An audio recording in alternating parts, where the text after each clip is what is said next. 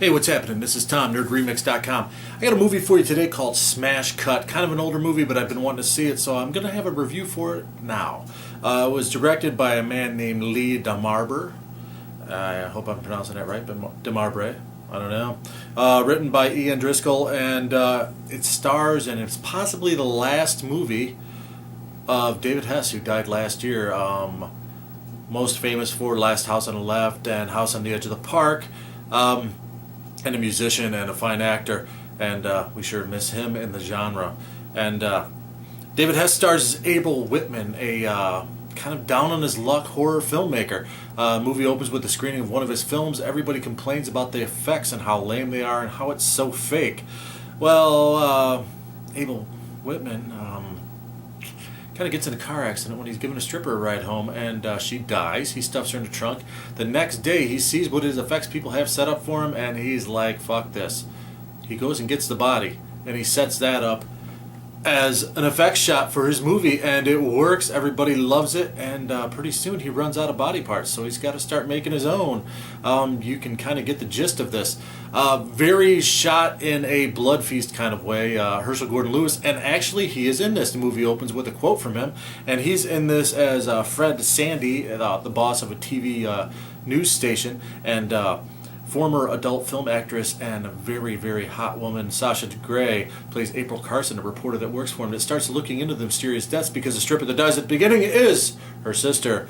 So she starts looking into things, and she enlists the services of a private eye, a famous private eye, named Isaac Beaumont, who is played by Jesse Buck. Michael Berryman, also in this movie, wearing a really crappy wig, and he's like the president or whatever of Farnsworth Pictures, and his name is Philip Farnsworth II. He's kind of like the movie studio head. Very cool movie, a lot of fun, and like I said, the old Herschel Gordon Lewis type stuff. Lots of references to his movies. There's a reverend in this that is played by Ray Sager, who you might remember from such H.G. Lewis classics as The Gruesome Twosome, The Wizard of Gore, and my personal favorite Herschel Gordon Lewis movie, The Gore Girls. I have a signed poster of it. You can't see it, it's up there. But trust me, it's there. And very cool stuff. Like I said, it's got a good pacing and everything. Not a lot of TNA, which is what you would imagine with some of the cast, and definitely the plot and storyline in this movie. Very cool theater scene at the end. Let's just say that things spiral out of control for Mr. Whitman, and things get a little close for him, and there's a big showdown at the end and a big theater scene where he's screening another one of his movies. And David Hess is just fantastic in this. He really kind of dumps himself into the part, and God love him for it. You know, we're really going to sadly miss somebody like him in the genre, and unfortunately I never got a chance to meet him. And if this is indeed his final film, there's another movie listed in pre-production for 2012 on his IMDb, and I don't know how you could make that with him being dead. But if this is his last movie, it's a cool, fun movie that his fans are sure to enjoy.